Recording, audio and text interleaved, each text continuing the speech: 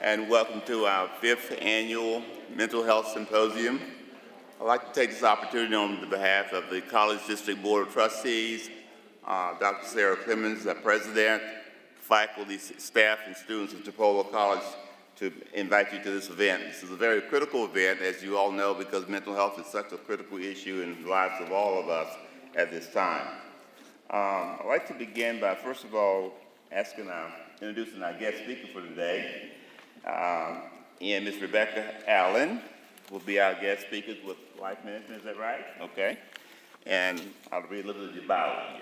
Oh. Okay, all right. Okay. Ms. Allen entered into the field of mental health over a decade ago, immediately after earning her bachelor's degree in criminal justice from the University of West Florida. Mrs. Allen worked as an adult targeted mental health case manager and soon moved into the forensic department. Never one to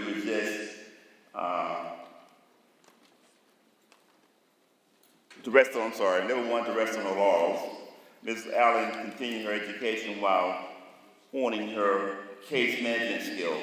She earned her master's degree in psychology and clinical counseling from Troy State University and later became a licensed mental health counselor over the years. Mrs. Allen remained in the forensic department as case manager, counselor, and finally as director. She has exhibited tremendous focus in the field of mental health. During her career at Life Management Center, Mrs. Allen has fiercely advocated for the importance of forensic services throughout Florida, 14th Judicial Circuit, and has overseen the expansion of services in the community and in local jails.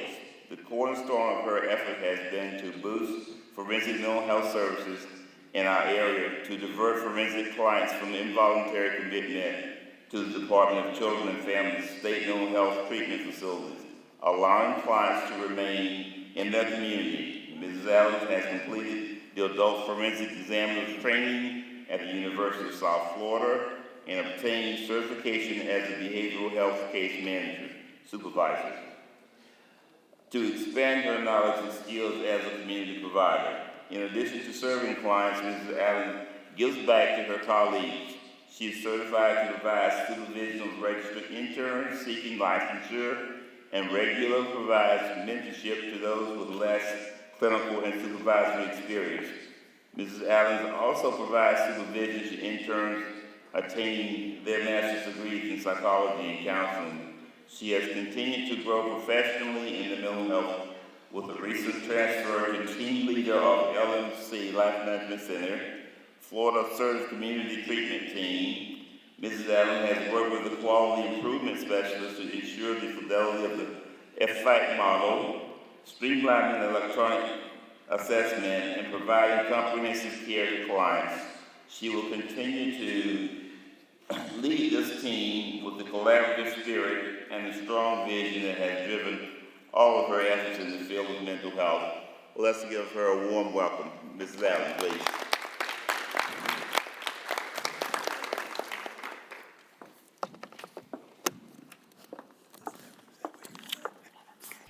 The majority of our specialty teams are in adult services. The Bay Gulf Recovery Team is a recovery service for individuals that were affected by Hurricane Michael. They continue and will probably end services around September or October. We have an early psychosis intervention and care team, which is called EPIC. It's a 24-month evidence-based program designed to provide help and services for patients experiencing early psychosis. We have a mobile response team. This team provides 24-hour resource for mental health and substance use crisis intervention.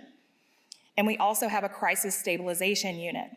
This is a 16-bed facility to treat acute mental health crisis stabilization. Most recently, we have started a new program underneath the forensic program called the Jail Diversion Pilot. This is a Bay County program. It's comprehensive treatment, serving clients in the Bay County Jail, providing medication services and case management services in hopes of diverting them from the state hospital.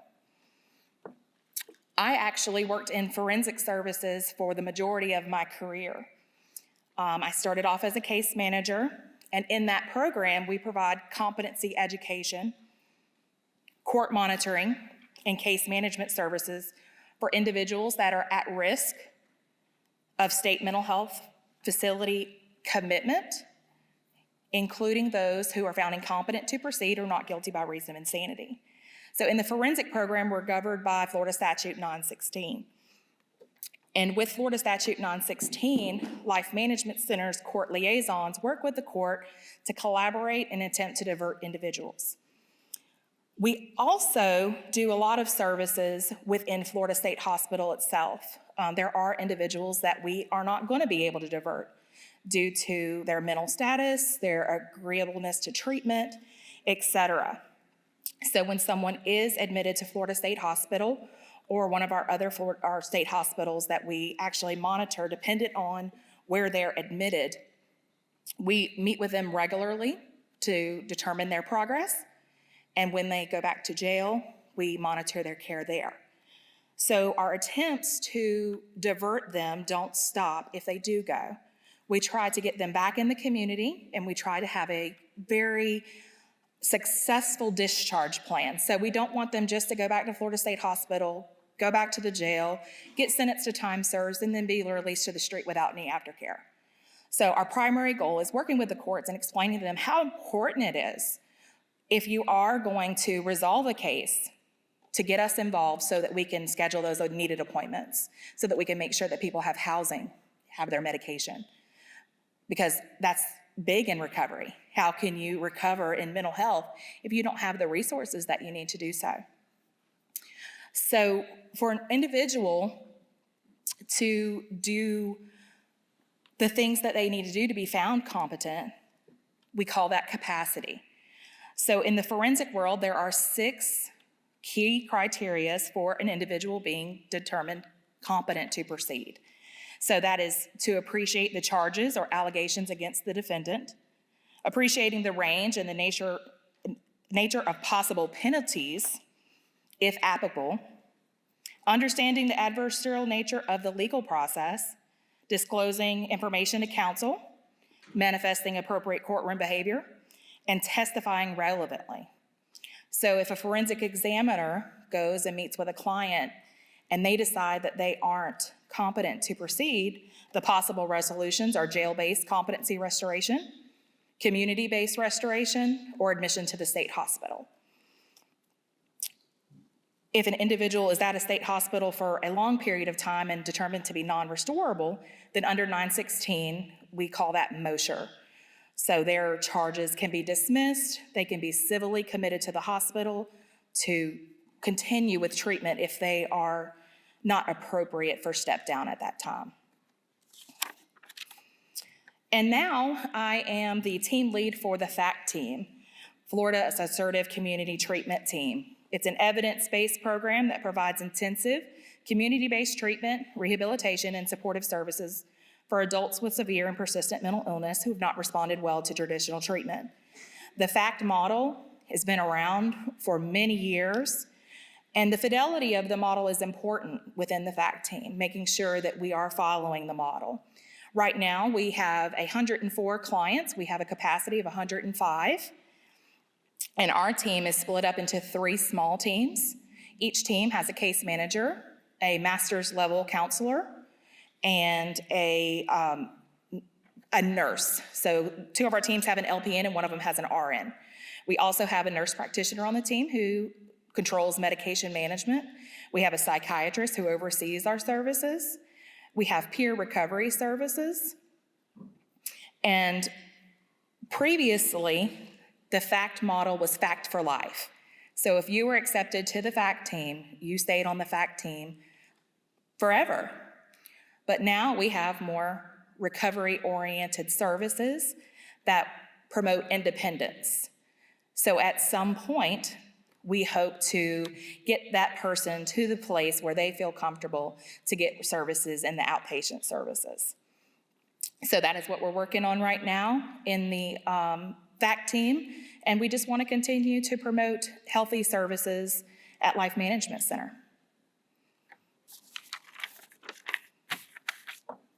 Taking questions? Yes, please. Does anybody have any questions about any services at Life Management?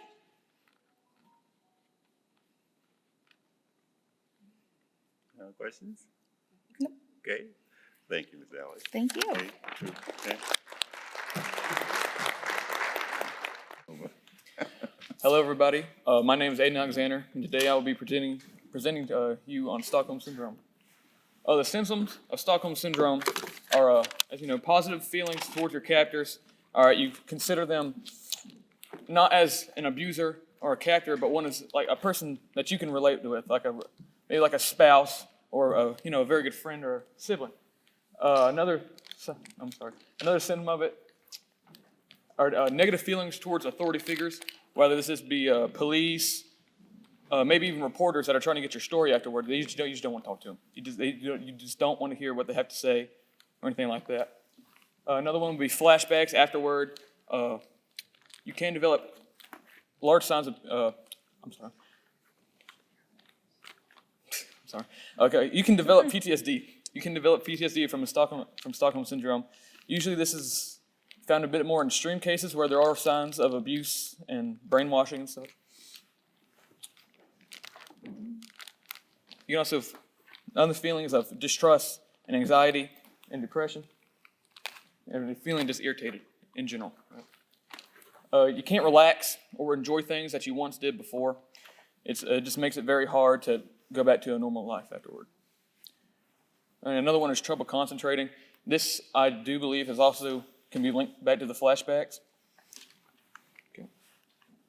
Treatments is talk therapy. It's just getting through in your head that your situation is over, that your captor was a captor and not a friend. It was an abuser, was not anybody what you like. There are no actual medications for Stockholm Syndrome. Rather, they are mostly dealing with depression afterward. So they're serotonin boosters, almost. Some general information about it is that the term was developed after a bank robbery in Stockholm, Sweden, where the captors and their hostages were locked in a bank vault for many days. And over time, they developed strong feelings toward each other. Only about 5% of victims who actually are kidnapped develop Stockholm Syndrome. It's very rare, but it's still, a serious issue. Causes. Actually, I have this right here.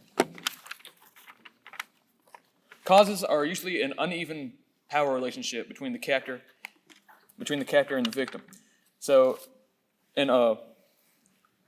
what usually happened was,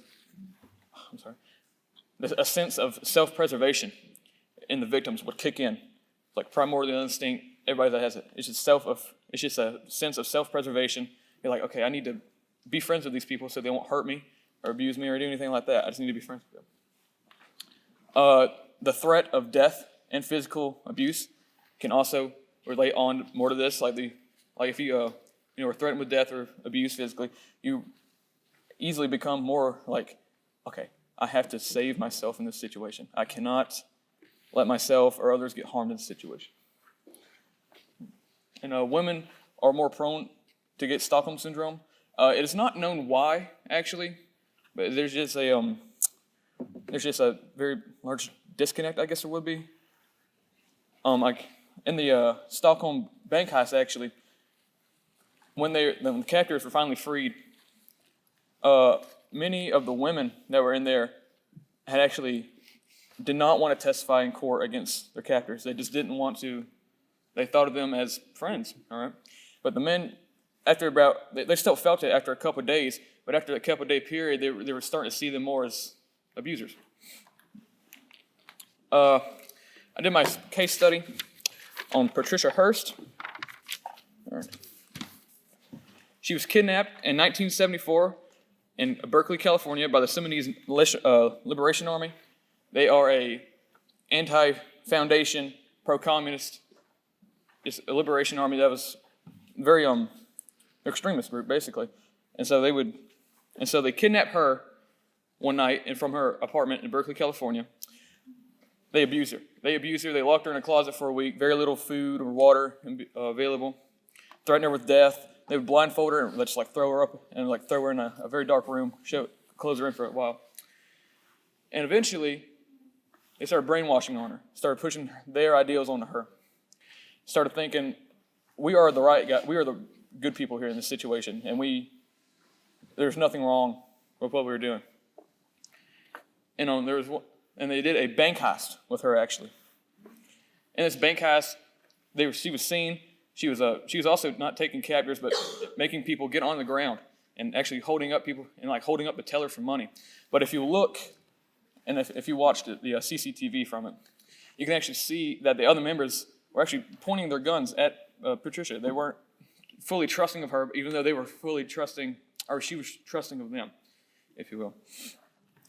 And after she was arrested in 1975, September 18th, police officers found signs of abuse and brainwashing. Even her IQ dropped afterward from 130 to 112. All right, and then when they found her, she was also only 87 pounds. So she had faced starvation and dehydration and other signs of abuse. I got my video right here. You may have heard Stockholm Syndrome mentioned when people talk about things like true crime or Beauty and the Beast. But what is it really? Where did the term come from? Why does it happen? And how common is it? Well, you're in luck for some answers. We did the research so you don't have to. The robbery that named the condition. Stockholm Syndrome is generally defined as the occurrence where hostages form emotional attachments to their captors and/or begin to feel sympathy for them. Criminologist and psychiatrist Mcelroy first coined the term Stockholm Syndrome in 1973. That year, 4 people were held hostage during a bank robbery in Stockholm, Sweden. Yet, upon being released, the hostages didn't show any anger towards their captor. Instead, they defended him and even refused to testify against him in court. Since then, Stockholm Syndrome has been spotted in various situations, not just hostages and kidnappings. It has been recorded in victims of sexual abuse, human trafficking, discrimination, terror, and political and religious oppression as well. The circumstances that create it. Psychologists believe that this reaction happens as a coping mechanism and can occur as a result of hopelessness and frustration. A victim may feel the police aren't doing their job well enough, which creates a resentment that the captor can relate to. However, the victim doesn't automatically agree with their oppressor. In almost all cases of Stockholm Syndrome, the captor has to spend face-to-face time with the victim for this to occur. Gradually, the victim may start to view them more as a person than a villain. The dark results of Stockholm Syndrome. Once released, victims of abduction or those situations listed above may develop the following symptoms: compassion for one's captor, refusal to admit their wrongdoing, flashbacks of the event, increased aggression, depression, guilt, and post-traumatic stress disorder. They may also develop a dependency on their aggressor, where they feel they cannot survive without them. The good news is, most people in hostage situations do not develop Stockholm Syndrome. The rarity of captor compassion. The FBI's hostage barricade system says that 92% of people in these circumstances do not present any symptoms that would indicate Stockholm Syndrome. However, it is still very real and should be taken seriously. How serious can it get? Each person's reaction to a hostage situation is different. However, there are a few famous examples where the attachment one had to their abductor went very far. Natasha Kampusch. Natasha Kampusch was abducted as a child in 1998. After her abuser's death, she kept a picture of him in her wallet and even bought the house she was held in. Patty Hearst. After Patty Hearst, the granddaughter of William Hearst, was taken by a terrorist group in 1974, the media went into a flurry. But, to everyone's surprise, she eventually joined the group that took her. Mary Mcelroy. Mary Mcelroy was kidnapped in 1933.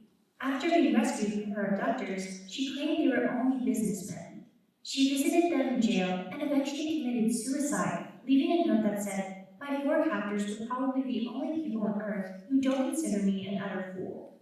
You have your death penalty now, so please give them a chance." We understand the significant effects abuse and confinement has on a person, and want to provide emotional support to those who have been through a similar situation. If you would like to learn more about Stockholm Syndrome, you can find additional information in the links below and in our article, Stockholm Syndrome Traumatic Bonding.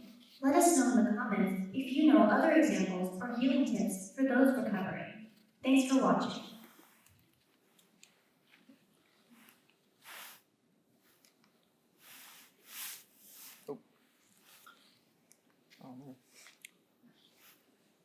All right, so my thoughts on the situation. It's hard. All right, it's hard for the victims of the situation to actually just break through. And so, if you know someone who has Stockholm Syndrome, who was a victim, who was abused, you need to be there for them. You need to support them in any way that is possible for them. All right, you just need to help them get through this, because usually it does not last, but in severe cases it does. That's my words. Thank you all.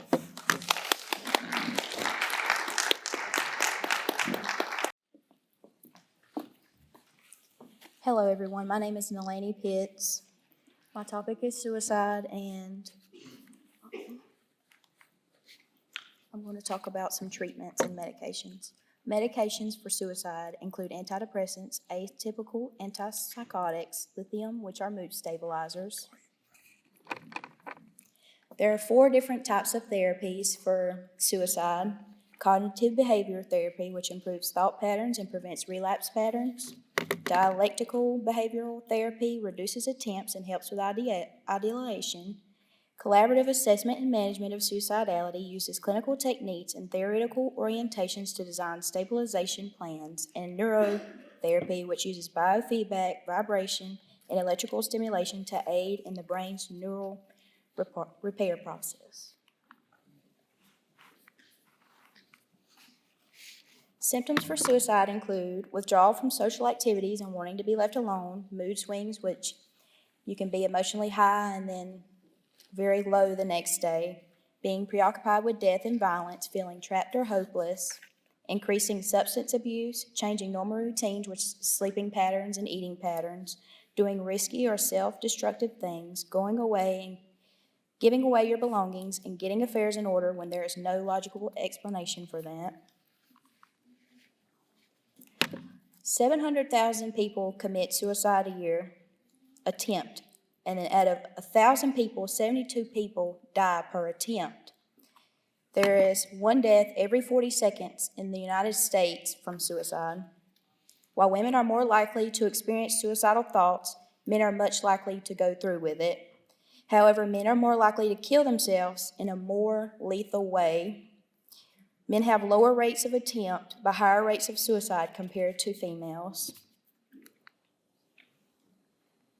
We want to turn now to our GMA cover story. A lot of you maybe saw this shocking news last night. I woke up to it this morning. The tragic death of former Miss USA actor correspondent Chesley Cricks died by apparent suicide Sunday morning. We're going to check in with our Dr. Ashton in just a moment to tell you about warning signs and also help for family members who may have lost someone to suicide. Right now, checking in with ABC News Live anchor Lindsay Davis with the story. Lindsay, good morning. Hey, good morning. This is a tough one, TJ. This is a young woman who showed so much promise, multiple degrees of beauty pageant winner from a big family in North Carolina, who not only worked on extra TV, but also worked at a law firm on behalf of prisoners to get them reduced punishments, and she did that for free. But often we just don't know what people are dealing with personally, and yesterday morning she reportedly got up and decided to end it all, jumping to her death from a Manhattan apartment building. North Carolina! This morning, immense shock and sorrow after the death of former Miss USA Chesley Cricks, the 30-year-old apparently dying by suicide. A devastated family writing in a statement, her great life was one that inspired others around the world with her beauty and strength. She cared, she loved, she laughed, and she shone. Just hours before her death, this photo was posted to Chris' Instagram with the caption, "May this day bring you rest and peace." Chris, a highly accomplished attorney with a master's in business from Wake Forest University, represented North Carolina at the Miss USA pageant, crowned the top title in 2019. Mine is the first generation to have that forward-looking mindset that has inclusivity, diversity, and strength and empowered women. She appeared on GMA to celebrate a historic win for Black women that year? I think there are times where I'm disappointed because people will sometimes comment on our social media and they'll say, why are we talking about your race? Like, you guys are just four amazing women. I'm like, but there was a time when we literally could not win. She then competed in the Miss Universe competition, placing in the top 10, and went on to be a correspondent on Extra, the entertainment show, issuing a statement saying, "Our hearts are broken. Chesley was not just a vital part of our show, she was a beloved part of our Extra family and touched the entire staff. Our deepest condolences to all of her family and friends." Chesley Chris was 30 years old. Back in 2019, she posted about mental health on the Miss USA Facebook page, where she wrote that she did a lot to maintain her own mental health, including talking to a counselor. I talked with a good friend of hers last night, and I asked, how would you describe her to people who never had the chance to meet her? And he said, just such a light, genuine, down-to-earth, full of life. TJ. All right, Leslie, I'll pick up on that point there, Dr. Ashton, that we have a mutual friend. And yes, I found out from a friend, a colleague of hers, this is what she said about her. She was the person who never had a bad day. Yeah. So what one sign? Well, I think that the first most important thing is if you've lost someone to suicide, this is not your fault. It can be difficult to pick up on these because, again, what's on the surface obviously may not reflect what someone's going through inside. But again, if you can break it down to things they say, ways they behave, and moods that they express. So examples would be, people giving away their possessions and their pets even, stating that they feel like they're a burden or that they're trapped, acting withdrawn, a change in their behavior at work or in a social setting, and then expressing, feelings that they've lost hope and that they're helpless. Those can be some of the warning signs. What do you do to go about, if you worry about somebody? What is that first step? The first and most important thing, TJ, is you have to actually ask them, are you having thoughts of suicide or self-harm? This will not put an idea in their head. And if they answer yes, take that seriously. Do not leave them alone. Assure them there's always hope and help. Acknowledge that you can see they're in pain. And if necessary, bring them to an emergency room and get professional help. That is so important. It is scary when someone tells you that they're having these thoughts, but there are professionals that can help you help them. All right, Dr. Ashton, thank you. It's something you continue to talk about. We'll talk to you more in just a little bit, rather than how you see about it. Folks want to know if you are struggling with thoughts of suicide or worried about a friend or loved one. This is where you can get help. The National Suicide Prevention Lifeline, 1-800-273-8255, or text TALK to 741-741. You can visit suicidepreventionlifeline.org. This is free, confidential, emotional support 24 hours a day. I showed this video to y'all today because just because someone looks fine and acts fine doesn't mean they're fine. You should make sure that all your friends and family are taken care of and make sure that their mental health is their number one priority.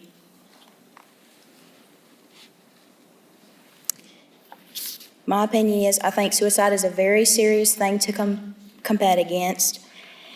Many people can't fight it by themselves. It doesn't only affect the ones who's suffering from it, but the family and friends of the victim. Your mental health should be a high priority in your life, and if you are battling depression, seek help before it's too late.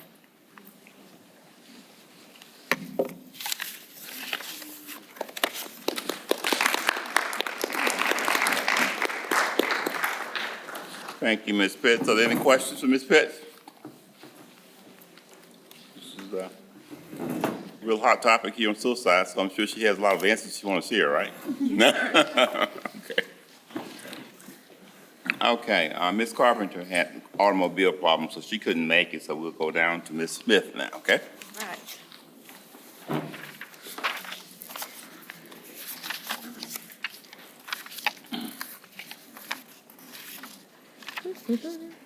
Okay. Hello, everybody. My name is Sarah Smith, and I'm a student here at Chipola. I'm in Miss Gamble's psychology class. It's a fantastic class. I would suggest taking it in case you were wanting to come back to college. My presentation is on binge eating disorder. A quick facts about it, quick definition. Binge eating disorder is when you participate in eating a large amount of food in a short period of time, binging. It's quite common, I believe, and possible causes of it is a complex combination of biological, genetic, behavioral, sociological, and societal factors. Some genetic factors can be, diabetes that are passed down, and different heart conditions like high blood pressure, high cholesterol, and such. And there's also different social factors like anxiety and depression. If you get anxious in a situation, sometimes that leads you, you want something comfortable, you want something to comfort you, so you go to your favorite food. And same with sadness or boredom or anger, emotions can drive people to want to eat. And, you develop a habit of eating very frequently. Now, symptoms, you have to have at least 3 of these symptoms once a week within the last 3 months to be diagnosed with BED. One is eating faster than normal until uncomfortably full, large amounts of food when not hungry, alone because of embarrassment, or then eating and feeling disgusted, depressed, or guilty afterwards. As mentioned before, it's associated with some other mental health issues like depression, anxiety, and substance abuse. Right here is our severity scale. Mild is just 1 to 3 episodes per week. Moderate, 4 to 7, and so on from there. Here we go. All right, treatments is psychotherapy or talk therapy. That's basically where you sit and you just discuss your feelings about what's going on with you. And one common one used is cognitive behavioral therapy, where you discuss your triggers and try to neutralize them to where they don't trigger you anymore, to where you can cope with it. There's also nutritional counseling, and medicine is appetite suppressants or antidepressants. All right. Now, here's some details of prevalence. It is more common in women, and this is sometimes due to pregnancy. When you're pregnant, sometimes you get cravings and you'll eat lots, you're feeding 2 people. And it's been found that after pregnancy, women have a hard time both losing the weight and getting rid of these bad eating habits. So they continue on with it and develop BED. It affects usually more younger adults and, teenagers. Due to, during those teenage years, you're going through a lot. So once again, those emotions driving you to eat a little bit out of comfort.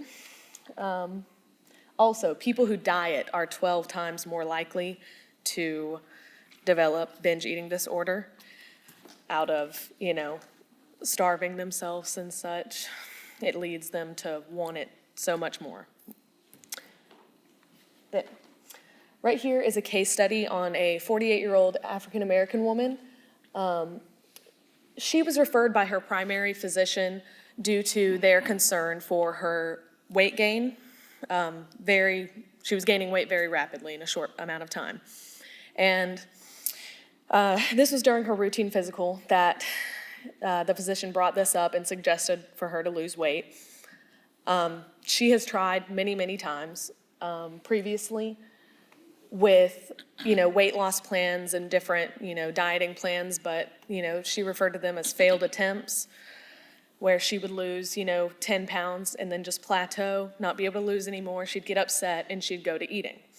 As for her history with weight and dieting, as a child and up into her teenage years and her 20s, she was fine. She was healthy, had a great, BMI, and she was actually a very active teenager. She ran track, and where it started was in her teens when she was a babysitter at 16. She babysat for a family who was more well off than her own, and they had lots of snacks, lots of goodies that she doesn't usually get.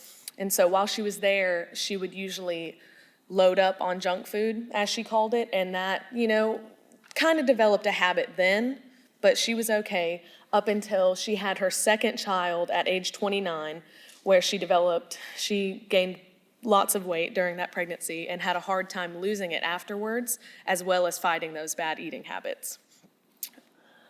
The treatment was thankfully successful. She went to 12-weekly sessions of cognitive behavioral therapy and had a nutrition plan And, she done great from there. Also, I forgot to mention, this case study is also about tobacco smoking, because with her bad habit of eating such large amounts, she would try to stop that because, of course, she wanted and needed to lose weight.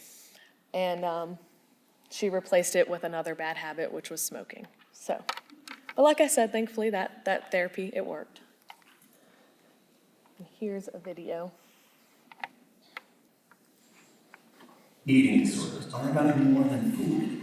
They're complex mental health conditions that affect a person's sense of worth and self-esteem and can take a serious toll on his or her physical health. Binge eating disorder, or BED, is one that's more common than you might think. In fact, in a survey across 14 countries, almost 2% of people experienced binge eating disorder.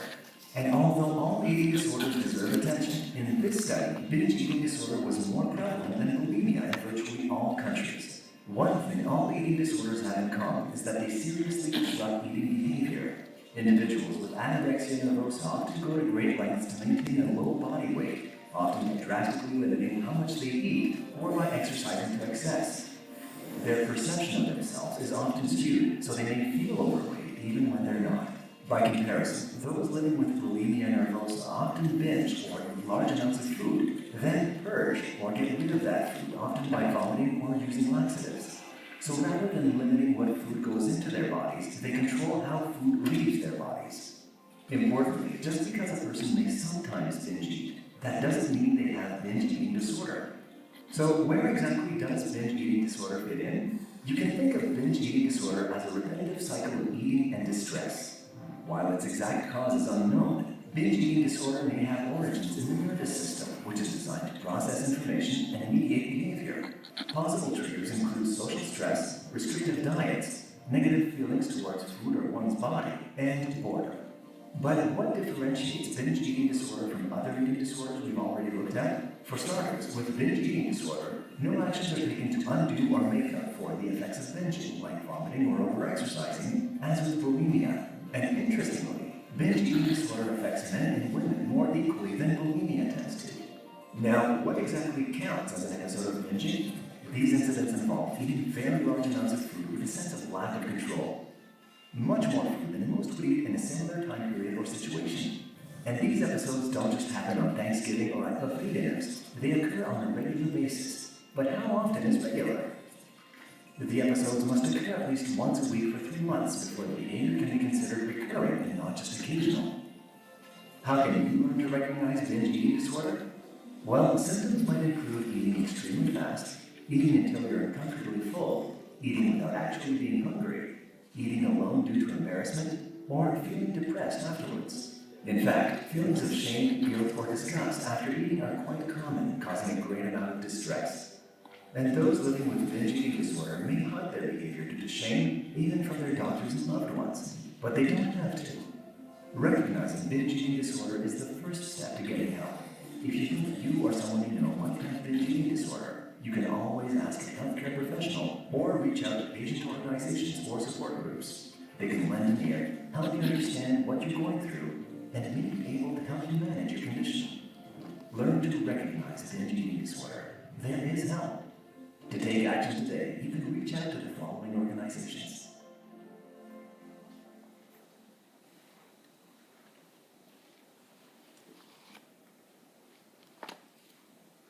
Can you click the arrow at the bottom?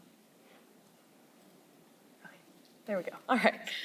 So my opinion on this disorder is that I think in today's society, it's becoming more and more common, and that's due to our access to all of these leisurely things like our TV subscriptions. The fact that we can get home and sit down on the couch and binge watch our favorite shows, that flies in perfectly with binge eating. Because usually, I am guilty of it myself, I'll grab a snack anytime I get home to go and sit and watch my favorite show. It makes it more fun, or maybe I had a stressful day at school, I'll grab some food as well.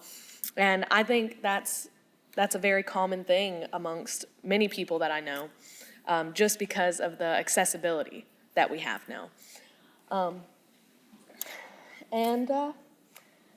Yep. Yep, that's about it.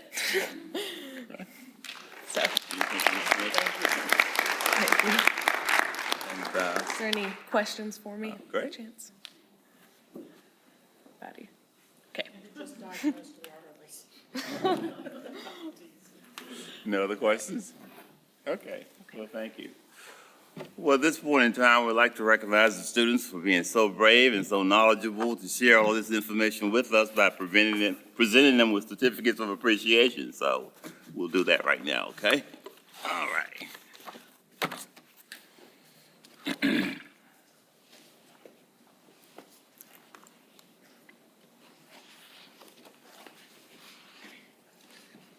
And it simply states the certificates of appreciation is presented to the individual in recognition of an exemplary presentation about suicide. This happens to be Ms. Pitts. Okay.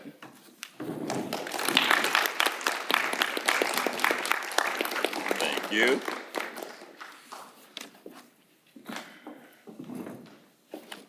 And this one is in recognition for presentation on Mr. Alexander. Okay. Stockholm Syndrome, right? Okay, thank you. Uh-huh.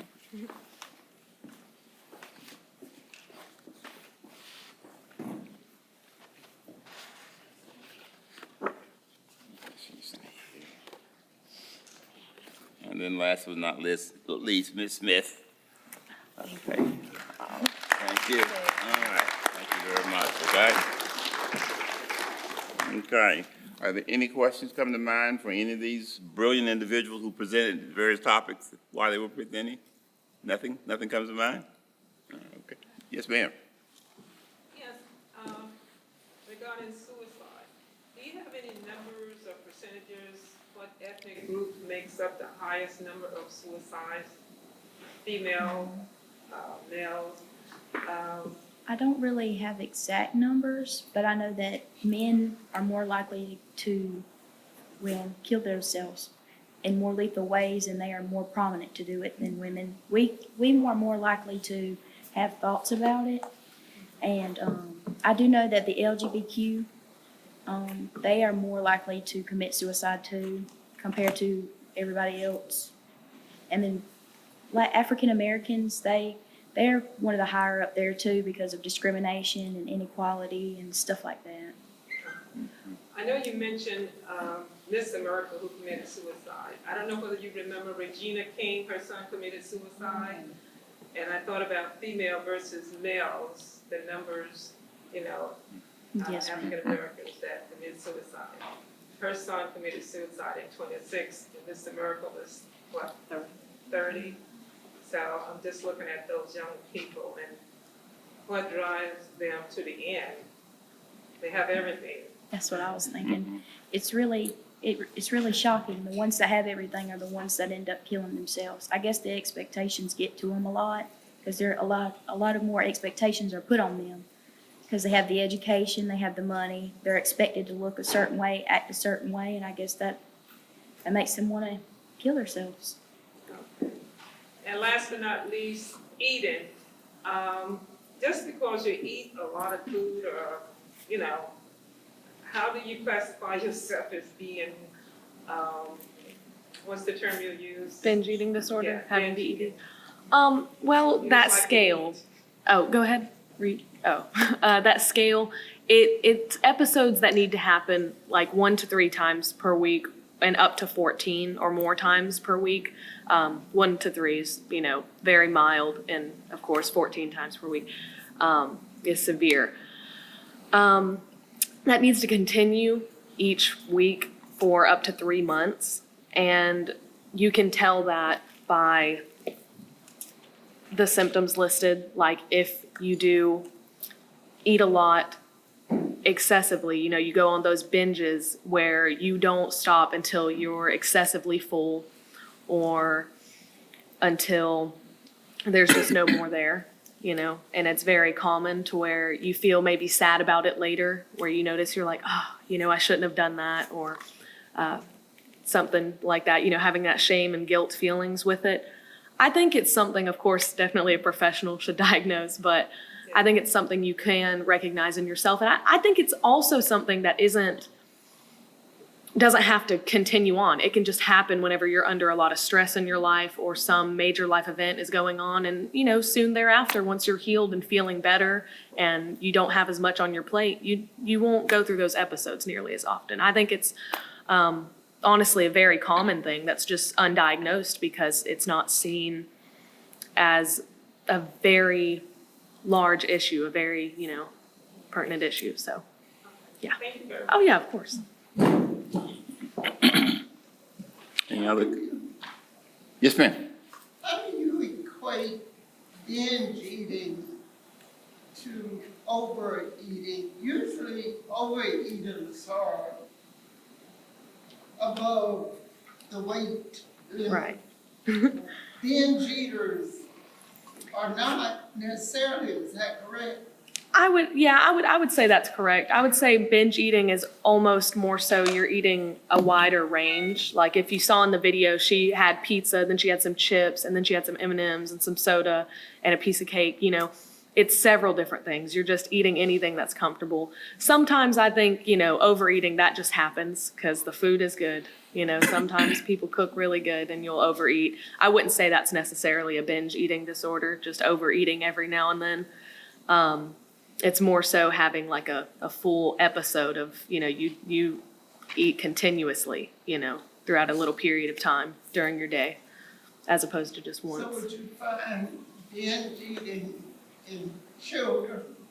You could, depending on what goes on in their life, or maybe it's something, children have a tendency sometimes to mimic what others do around them. So maybe if they're environmental factors like people around them who are suffering from binge eating disorder, they could be included in that because they see their mother or father or aunt or whomever eating a lot. So that's normal for them. It becomes a normalcy. So I think you could see that in children. Yes, ma'am.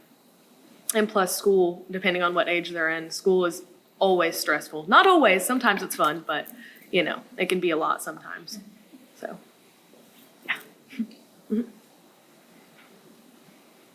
Are there any other questions or comments? Okay. Thank you all very much. Let's give them a hand.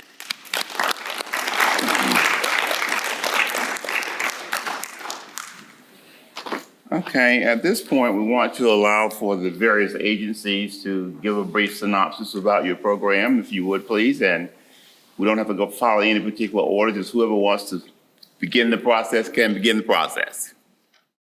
First off, thank you everybody for being here. It's really a thrill to be able to talk to you and share with you all the amazing services. So I'm assuming everybody in here is involved in mental health care of some sort. Thank you for that. Okay, it's a huge need for it.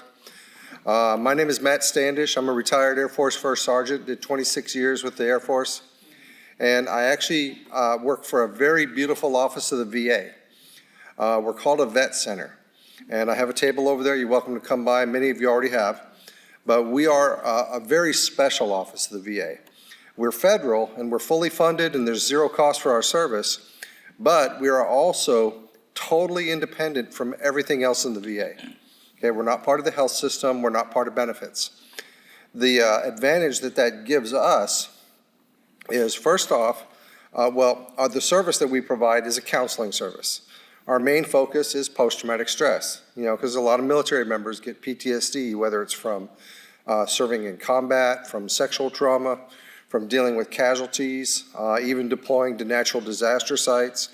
And one of the beautiful things is we now are allowed to see Coast Guard personnel who are out in the waters, doing drug addictions, taking bodies out of the water, things like that.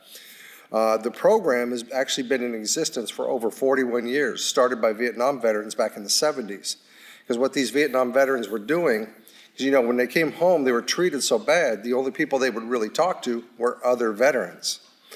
Well, the VA found out about these guys, saw what they were doing, decided to adopt it.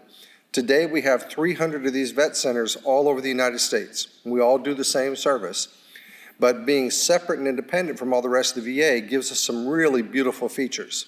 First off, our veterans don't have to be in the VA system at all. They can be, but they don't have to be in the VA system. That also means we can see veterans with other than honorable discharges as well. But it also means we can see National Guard troops, reservists, even active duty personnel, and we are the only office in the VA that regularly sees families. And I mean any family member, even a boyfriend, girlfriend, doesn't matter. Children, spouses, parents, we'll take care of all of them. So what we do, and every vet center in the country is basically the same, is we provide a safe place where that veteran or that troop can just come walk in the front door. They're going to get connected to a licensed professional counselor who is also probably a veteran themselves. But most importantly, and this is the main reason why we're set up, because there's so many of them out there, not just military, but there's so many people who've seen horrible things who just won't talk to anybody. If they go to a vet center, nobody, not even the VA, will know about it. So extreme confidentiality. And what we're doing is we're giving these troops and veterans a safe place where they have nothing to worry about. My vet center is located down in Panama City. We are, our staff is 4 Army, 1 Air Force, and 1 Marine. I have 3 full-time counselors. All 3 were Army. September, she was a heavy equipment operator deployed to Bosnia right after she got out of tech school. Brian was in the infantry with the National Guard for 31 years. He deployed 4 different times. And my newest counselor, Diane, was a combat medic in the Army for only 5 years. She only deployed 1 time to Iraq. She ended up bringing home 2 Purple Hearts, okay? And she is doing awesome. All my counselors do a wonderful job. We're located down in Panama City. We do groups and see individuals in other places as well. Brian comes to Mariana almost every Thursday. In fact, he was there today. And he does a group and he does individuals as well. September goes to Graceville. We got a group that meets out at American Legion Post on the beach. So we're all over the place. And the one good thing that COVID-19 has done for us, every vet center in the country now can do their counseling virtually. So by video, by telephone, whatever we need to do, we're going to bring the services to our people. We have one huge problem. Nobody knows about us. We are the best kept secret in the VA. There's no advertising done. It's all word of mouth. Now, I am the luckiest guy in the VA because I literally get paid to run around 11 counties and do nothing but talk. And you ask anybody, it's the perfect job for an old first sergeant. So I love what I do. So all I can ask is if you know anybody, whether you think they're going to be eligible or not, tell them about us. Help spread the word. I got brochures back there. You're welcome to pick one up. Just help us spread that word. All right, thank you. I appreciate the opportunity.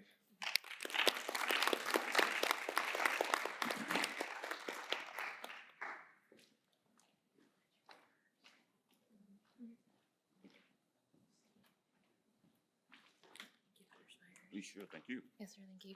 Hi, I'm Missy Lee. I'm with the Florida Department of Children and Families. I would have fixed my hair if I'd known I was going to have to come up here and speak. You're fine. We're over here in the corner, and we've got some stuff for safe swimming, safe sleep, and such. But if just for 1 second you could take out anything that you might have heard, any predispositions you have about the Florida Department of Children and Families. We do so many great things. We're not just a child welfare agency. We also investigate adult protective services for vulnerable adults. We also have the substance abuse and mental health program. We don't do direct services at DCF, but we subcontract with providers in our communities to provide mental health and substance abuse services. And then we also have our economic self-sufficiency, ESS, which helps folks with food stamps and Medicaid. We're very short-staffed right now, and I know people are calling and on the line for an hour or so, but just like everybody else, we are very understaffed right now. Our child welfare, I didn't mention that earlier, I said we were more than that, but they are also very short-staffed, doing the best that we can, but I feel like we're still serving families like we're supposed to. Our numbers have not changed at all as far as what we're supposed to be doing. But a few things that I do as the Circuit 14M community administrator is to help build relationships in the community and talk about the resources that we have at DCF. And we have several initiatives that we're working on, and one of them is our efforts to build relationships with the faith-based community. We truly believe, and our governor, who's my big boss, he signs my paychecks, believe that as state agencies, we need to do better about partnering with the faith-based community. A lot of the counties that I serve in Circuit 14 are rural communities that don't have a whole lot of services in them, but there's probably a church on every corner. And so y'all gave your opinions and they were so nice. I appreciated you throwing that in there when you were speaking. You did a great job. So I'm going to share my opinion.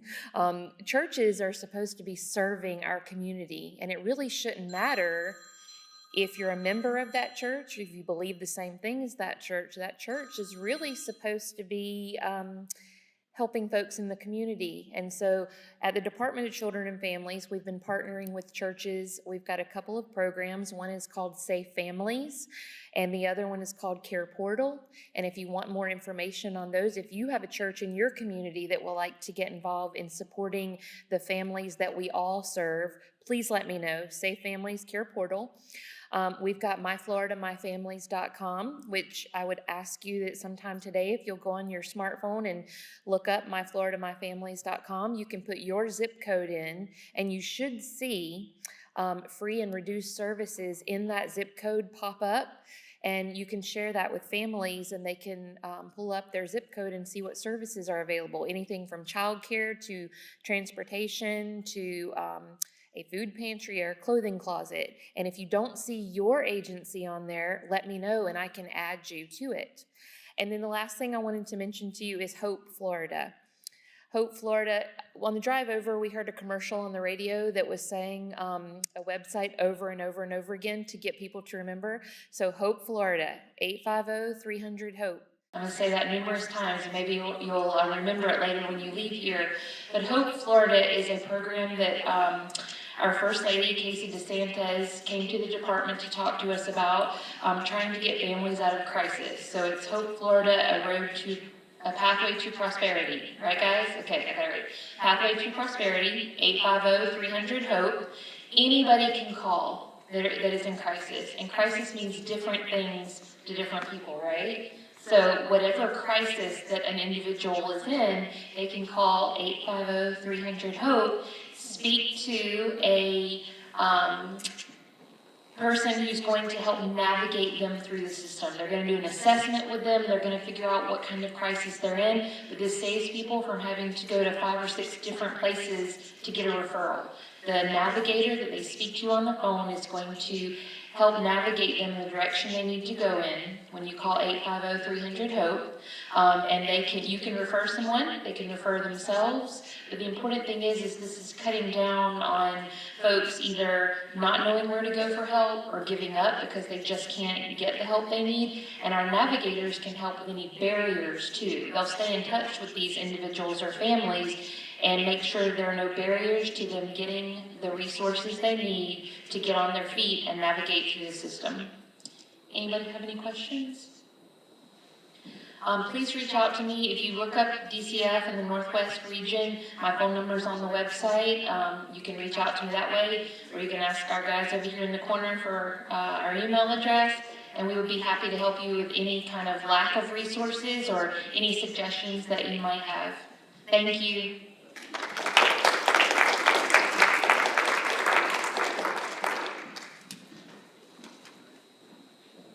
All right, well, good evening, everyone. It's so great to be here, and it's so nice to meet all of you.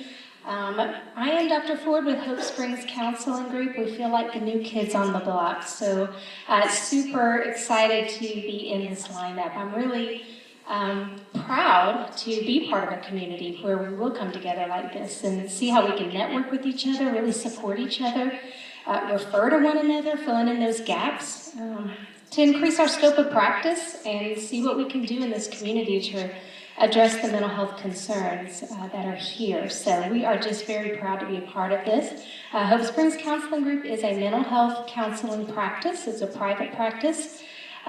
We specialize in individual, couples, families, all kinds of mental health counseling. We really focus on evidence-based treatment approaches. So what that means is every treatment plan is individualized. We work hard to dig into the latest research and make sure that we are aware of what we can do to put a best foot forward and meet the needs of our clients. So we would love to talk to you, find out how we can partner together, find out how we can get to know one another better. And I really just want to thank you, Dr. Spiders, for putting this on and inviting us. And yeah, we hope to see you every year. Let us know how we can help you. Come to the table, come meet us, and we'd love to talk to you some more.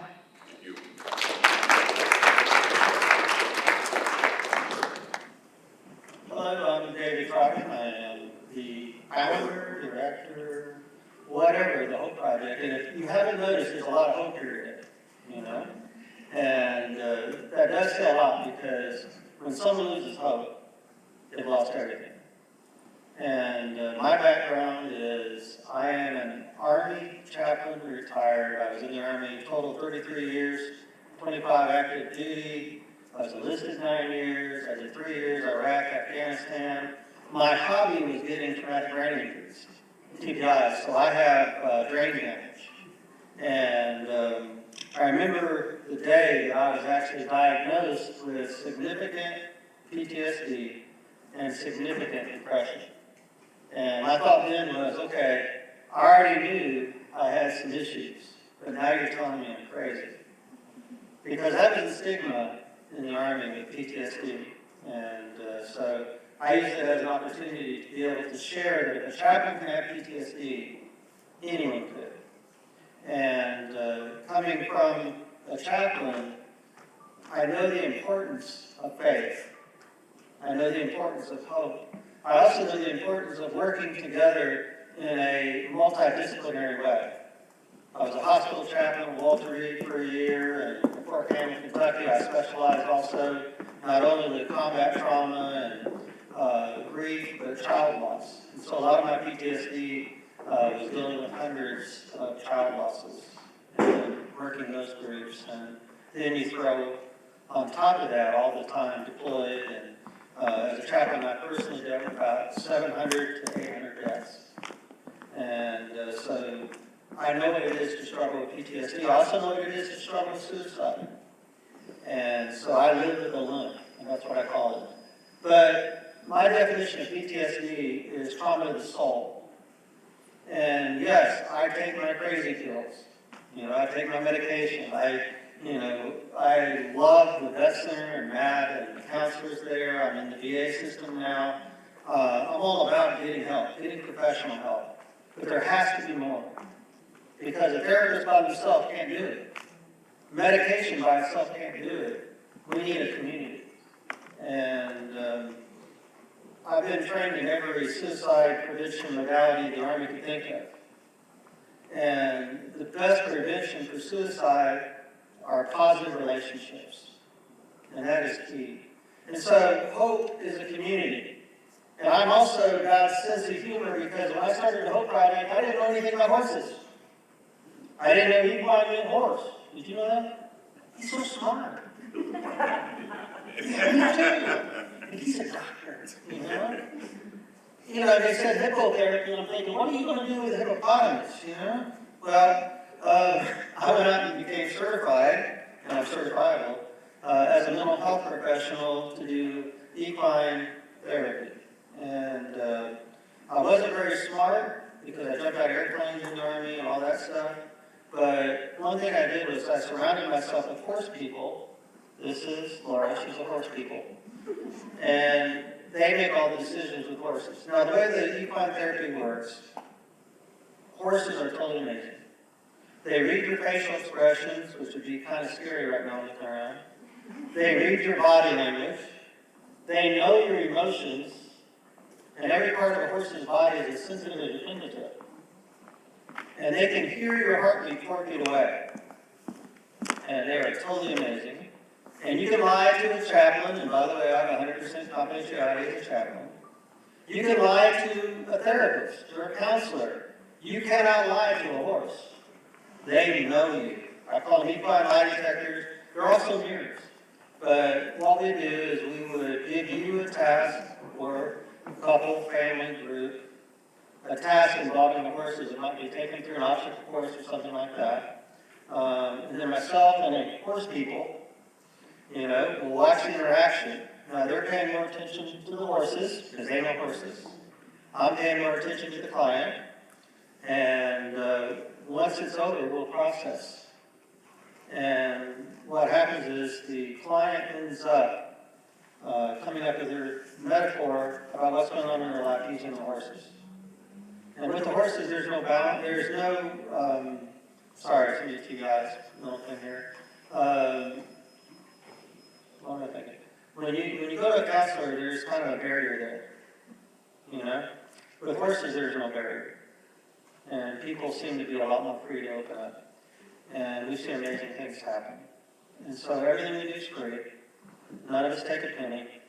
I'm a retired lieutenant colonel with a bunch of disability with the VA and all that stuff. And we primarily work with veterans, first responders, their families. PTSD, by the way, is a family injury.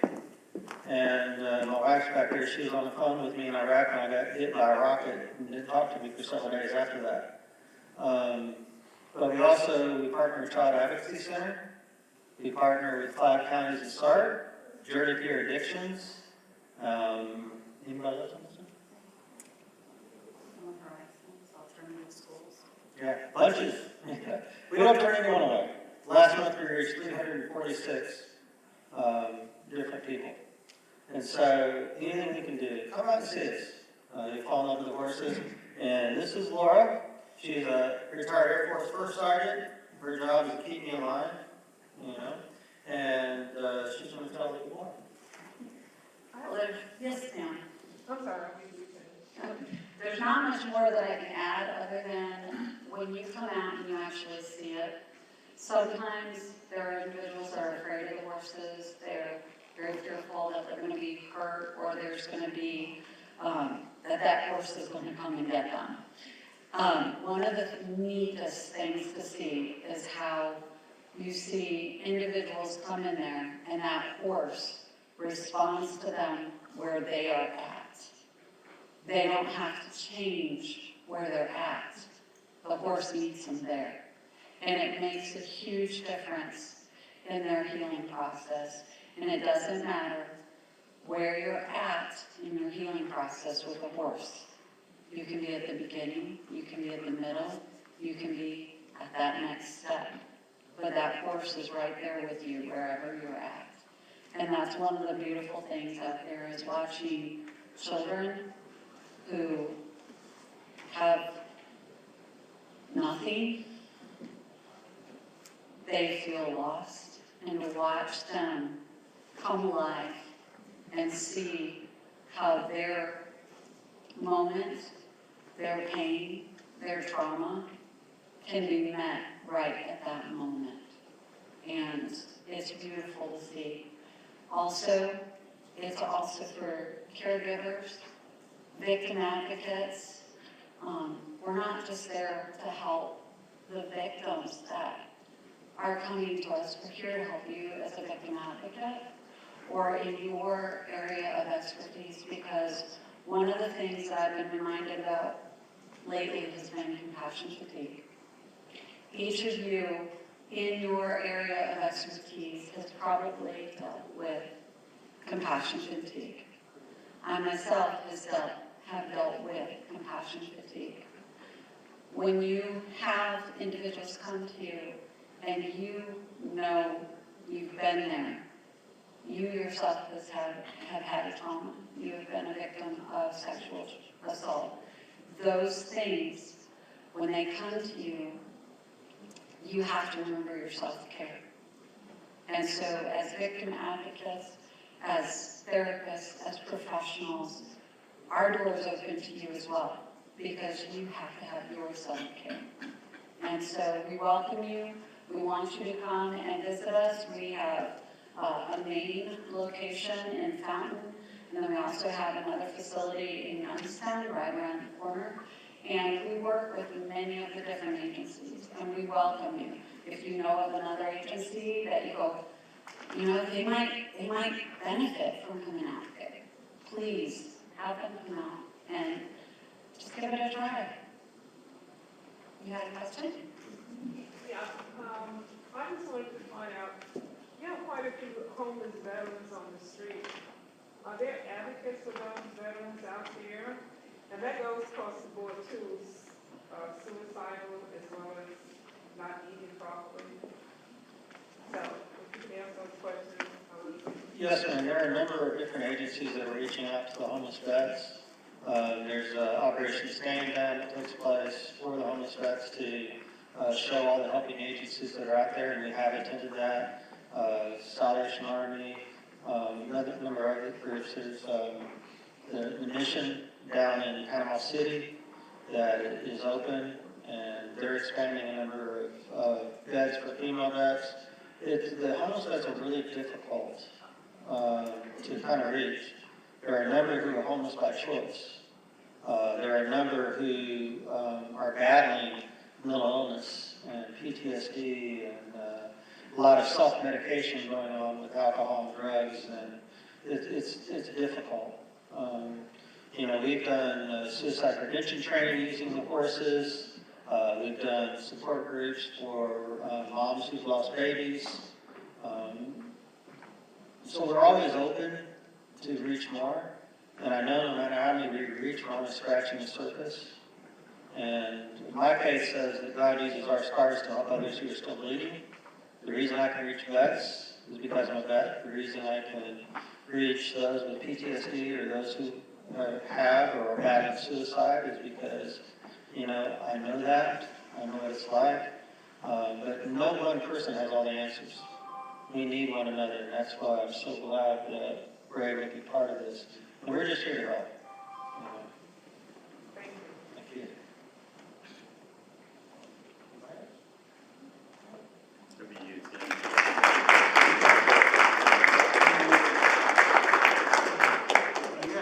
Yes. We work with special needs kids, and the special needs kids, the horses are so amazing. I mean, we have a 2,200-pound Belgian that bends all the way to the ground for a child. And they know children. I mean, we've had kids putting their fingers in the eyes of the horses and everything. I would not advise you try that, but they are so gentle with the kids, and we've had nonverbal children speak to the horses. At least I've seen that twice. And we've had kids with Tourette's syndrome just beat on a horse, and the horse will just stand there. And I know Laura, she has a wheelchair ramp at Diamond Crossroads, and you know, it's cool to be able to see a child, and we've experienced this. We go next month back to Tyndall for their EFMP Family Day, where we take a bunch of horses for kids with disabilities. And, you know, I got to take a little girl out of a wheelchair who struggled so much, and sit her up on top of a horse, and to see that face light up, I was in tears. You know? I don't need touchy-feely. But I mean, it was amazing. So yes, kids with special needs, autism, you know, again, we don't turn anyone away. We're a safe place, and we are a community. We are, you know, one of the cool things about being a chaplain is I get to be a chaplain. And so we have Sunday afternoons where a lot of our vets and families and others will come out and hang out with the horses. I do a chaplain Bible study, you know, at like 4 o'clock. It's optional. And, but we hold each other accountable. We check on one another. And, you know, leaving the military especially, there'll never be a civilian again. We're not even sure we like civilians, you know.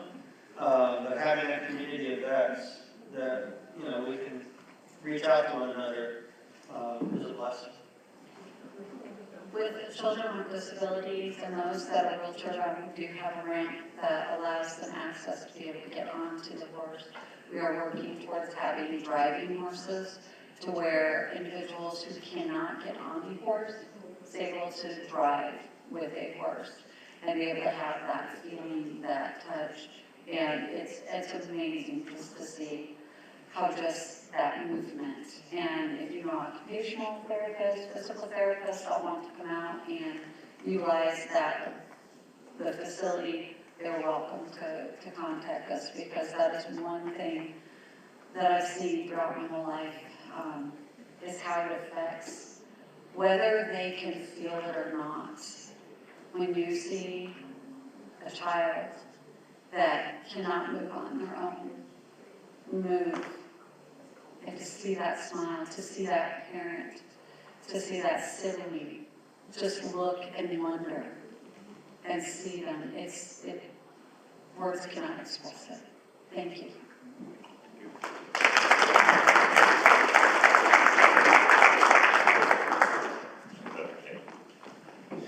Hello, I had the horrible duty of following that presentation. Those guys are wonderful, and I'm Rusty Holmes. I work at PAEC with a couple of support agencies that are funded by the Department of Education.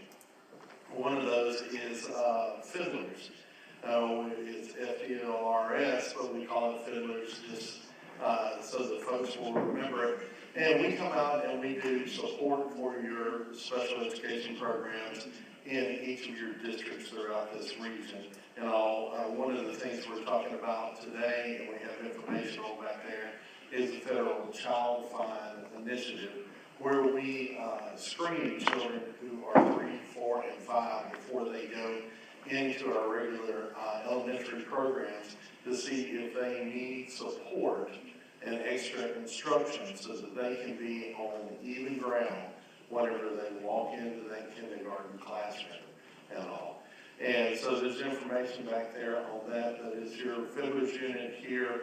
And we work out of the office in Chipola, the educational consortium that serves all of your school districts. I'm the regional manager for SEDNET, which does support with your special education departments across the region for kids that have emotional and behavioral and mental health disorders, and helping the teachers, helping the staff, helping the families support these kids so that they can be successful in the community, at home, and also most especially in their educational programs so that they can have a chance to be successful in life. And that's what our programs are all about is, we used to say even the playing field and all, but it's so much more than that. They might need a whole lot more than just an even playing field to be successful. And our job is to make sure, as a society, to make sure that everybody has a chance to contribute the way that they want to contribute one day and to be successful out there. So if you haven't visited us, come on back. We've got some materials about, our programs and all, including one from SEDNET, which is called the Trauma Informed Care Wheel. We work a lot on helping the community and staff members learn about traumatic events, about the effects of trauma on children, and the long-term effect that has, that it gets in the way of their ability to be able to make connections, with other peers, but also with adults, and also with their community. And, so good materials back there on that. And if you'd like to come get some, we'd love to see you back there. Thank you, guys. So Thank you. I may have missed it. Multi-county. Yes, sir. And the Fiddlers program covers all the districts from Walton County over to Franklin County for this region, but there are 18 centers across the state. Every school district, including the special school districts that have been put into place in the last 10 years, are covered by both programs. The SEDNET program is every district from Holmes County over to Gulf County, including Jackson County, are part of our local center here, and I'm the direct manager for that. And your material has the referral process. Yes, sir. It's all there. Our contact information, the referral process. One of the things that we have done well, as long as I've been in the classroom, since the early 90s, and I started right here at Jackson Alternative, and all working with kids that had emotional and behavioral disabilities and learning disabilities. It's called Family Service Planning Team. And that's a multi-agency team that we pull together around a student that is not being successful either in the community at home or educationally. And that's something that we've done for many, many years, and we, that provides us an opportunity to make sure that we're supporting a student as much as we possibly can. And if we need to find somebody to do equine therapy with them, that we can point them in the right direction. Or if there's a vet in the family that needs support from the vet center, we can reach out and make that connection for them. So that's our role, is to connect the families and schools and the agencies so that we can support our students that unfortunately are the ones that are the most likely not to graduate. It's not your students that have severe cognitive disabilities, but your students that have emotional and behavioral disabilities that are the most likely not to graduate. They're also the most likely to go to jail and prison. And they have a shorter life expectancy. They're more prevalent as far as drug abuse and suicide as well. So, a very at-risk population. Any other questions? Those are great questions. I want to ask all the agencies if you would to leave us a literature that we keep the department, please. And we'll gather a group of our stuff together and bring in who do you want us to live with? Putting it together. But it's fine. It's okay. Then, okay, and we'll get it all together. Any questions from the group? Thank you very much.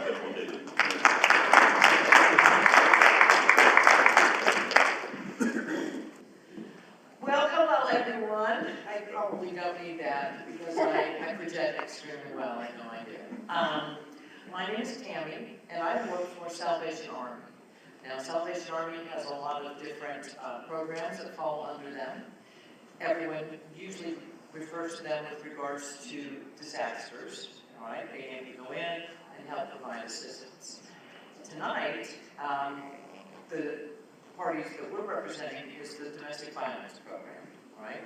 And this is a coworker of mine, Miss Hannah, who, as we were sitting back there, so eloquently said, "I'm a horse person." So, dude, I am a horse person too, okay? Which I did not know that, but she says, "I'm a horse person too." You're a rider. I'll be there. With regards to the whole program, though, they not only do wonderful things with what they have shared, but they also, families that come into the domestic violence shelter, which we have in Panama City, it's a place that they can save women and children and or fathers and children for up to 45 days, and it is a safe place. When they do have issues with regards to emotional issues, acting out, having a hard time relating to what's going on with them, we have made referrals to the whole program, and they have done wonderful things. And I agree with David, children and horses, they don't like one another, and it's just a mutual understanding. Hannah and I are outreach advocates. We're victim advocates. We support 6-county area, so that would be Bay, Gulf, Franklin, Holmes, not Franklin, no, not today. Not today anyway, but maybe tomorrow, okay? Calhoun, Holmes, Washington County, Jackson, we're all over the place. Have computer will travel, right? I think we're all pretty much in that mode right now. Unfortunately, in the world as it is today, nobody plays nicely, okay? So I have some random questions I was just going to ask the audience, and I would love you to just kind of openly say what you think, okay? Now, this is based on information that I gathered right before walking through these doors, okay? And I'm going to say it's based on 2021 information, all right? So, with regards to the CONUS, or within just the United States alone, what state would the audience think has the highest level of domestic violence that has been reported? What would be the #1 state? Florida? No. But that's what my first person said. That's what I thought. No. New York. No, ma'am. No? Washington. California? Washington, no. Mississippi. I'm gonna tell you, because you're not gonna get it. Georgia? No. Oklahoma. Really? Wow. Oklahoma is the highest rate with regards to domestic violence. And that's 50% women, all right, and 40% men. So women are still winning that race, but the men are far behind, okay? Something else would be that there's an estimated 10 million people every year that have some type of domestic violence violation against them within the United States alone. 10 million people. And at one point, the theory is that out of 3 people, okay, 1 in 3 have either been through domestic violence themselves, have been brought up in an environment where there was domestic violence, or they know somebody that's been through domestic violence, okay? Now, in the latest polls, what it shows is that there are 20, in the United States, I did not go within the world, because I think we've got enough of our own statistics to deal with, 20 people every minute are going through intimate partner domestic violence within the United States. So every minute, 20 people are being violated. Physical violence, not emotional, financial. We talk about all the various types of control, power and control, emotional, financial, physical, mental. There's all types of abuse that someone can undergo. And we only specialize with intimate partners. And what we do is that when somebody identifies the fact that they may need some support, or they need some type of advocacy, then that's what we do. Now, I have a little bit more of a specialty audience, or group that I deal with, because I work intimately with the Department of Children and Families. Whenever they have a family that's been identified, that there are issues going on, child welfare issues, and there's domestic violence in the home, then that's exactly who I work with. Hannah, on the other hand, works openly with all the rural counties, with anyone that just walks in the door, okay? And says, you know, I'm a victim of domestic violence, I need a place to stay, we need to possibly relocate, counseling. There's all various services that we try to provide as best we can. More than anything, it's just to provide them with advocacy, which ultimately is support, is hope, and is validation. The terms with domestic violence, there's been identified as victims, and that term went away because they're survivors. And survivors of domestic violence are truly that, because they know how to survive in their environment and along with their children. So if you guys have any questions about anything, or you want to contact us, you don't have to come directly and say, hey, you can, you know, we acknowledge signs, smoke signals, you know, anything like that, incognito. We go in public places and people are like, I don't get to know I know you, but hey, you know, and we understand it because it is a very private issue. We do provide individual and groups. So if anybody's looking for support with regards to that, I have nothing else, but my coworker, AKA horse person, do you have anything that you'd like to add? I would just like to say, if you want any goodies, we have some back there. We have stress balls, we have, you know, bracelets, we have pencils and that kind of stuff. We have brochures that has some information on it. It's good to have. It has our phone numbers as well. It does not have your phone number, correct? But it does have mine, and I do cover the 5 counties. It's Washington, Jackson, Holmes, Calhoun, and Gulf. And I have an office in Gulf and, well, of course, St. Joe and in Chipola. So if you guys need me, we are here, and we just want to help our communities. So thank you. Any questions? Does anybody have any questions? You want one? Yes, okay. The stress balls are certified. You can't throw them. They know what we're ever like. Okay, they're kind of like our balls. I saw some people going, man, we want a lot of these. We're going home.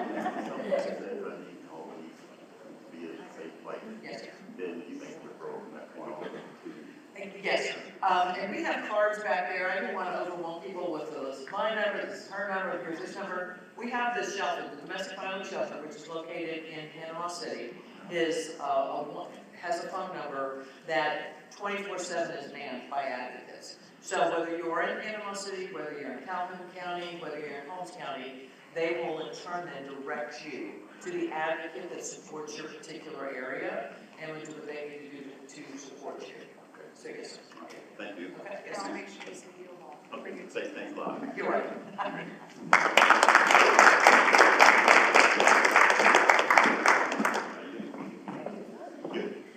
Hi, everybody. My name is Ashley Kent. I'm with the Gulf Coast Sexual Assault Program.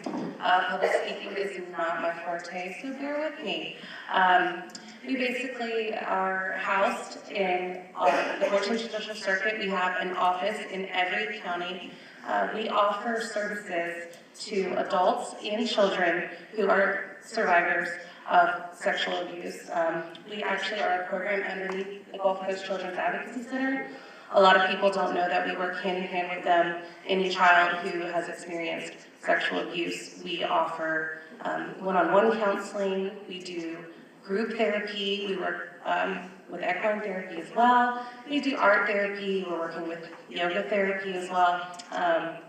Trying to kind of reach people where they're at and with whatever they're going through. We see it doesn't matter if it happened 25 years ago. It wasn't easy to talk to anybody. It's not easy now to talk about sexual assault. It's uncomfortable. People walk by my table all the time and go, oh, hi, yeah, no, I don't want to talk to you. But that's why we're here. We're trying to end the stigma and let people know that we're here to talk about the uncomfortable things. So if it was 30 years ago and you had nobody to talk to about it, you can call an advocate. We do have a 1-800 number, but a local advocate won't answer. They can assist you through any court proceedings, any forensic exams, anything. They can just be an ear to talk to if you need somebody to listen. We also have programs that go into the schools. It's a new initiative that we're doing. It's Education as Prevention. It's called Girls with Goals 850. And we go in and we educate girls about sextortion, about domestic violence, about healthy relationships, which is, I'm in my mid-30s and nobody ever talked to me about what a healthy relationship was. And I have a great family support system, but it just wasn't talked about. So we're kind of here to speak to everybody at all ages, meet everybody where they're at about a really uncomfortable topic. So we have a lot of information and phone numbers back there. Like she said, I won't overwhelm you with phone numbers, but any information that you may need, you're more than welcome to stop by. So, thank you.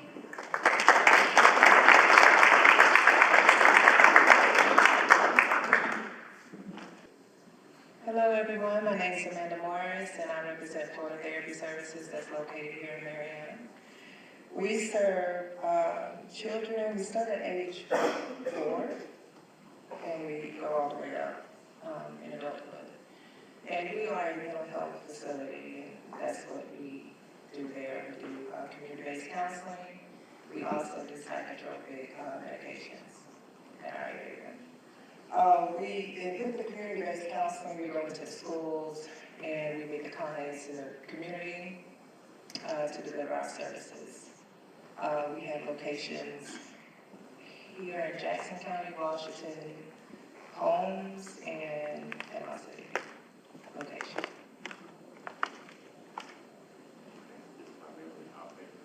Outpatient, we do have a PSR group for individuals, adult individuals that do have ID. So we have a PSR group that's roughly about 3 hours long. And that runs Monday through Friday from 8 to 11.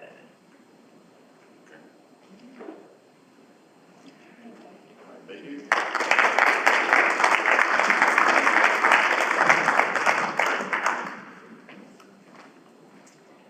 Hi everyone, my name is Marissa Gilbert and I am from Panhandle Therapy Center. I'm the clinical director there. Our CEO is Ms. Heather King and Amber Stevens behind me is our referral coordinator. We provide services from Bay County all the way to Taylor County, so we are in a lot of counties. We have contractors who come out in the community who see kids at school, at home, or wherever they're comfortable.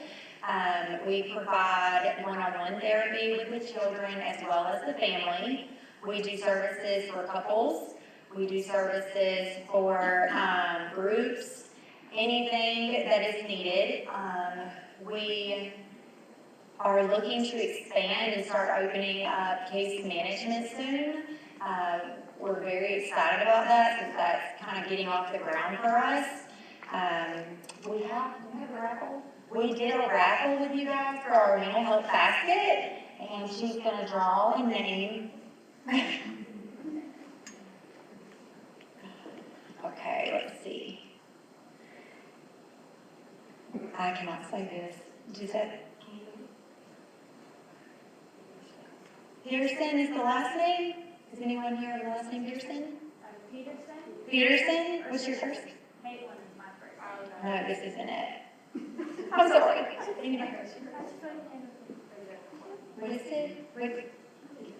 Jameria? I don't think so wrong. Is it Jameria? Jameria. Yes. You are the winner? Nice. The answer is our referral coordinator, so if you were to come by our table and get a referral form, if you know of anyone, we do take most insurances. Our referral process is usually done within 7 days. We verify the insurance.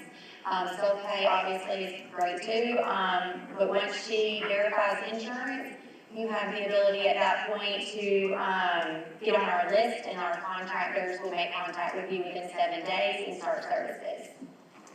Okay, thank y'all.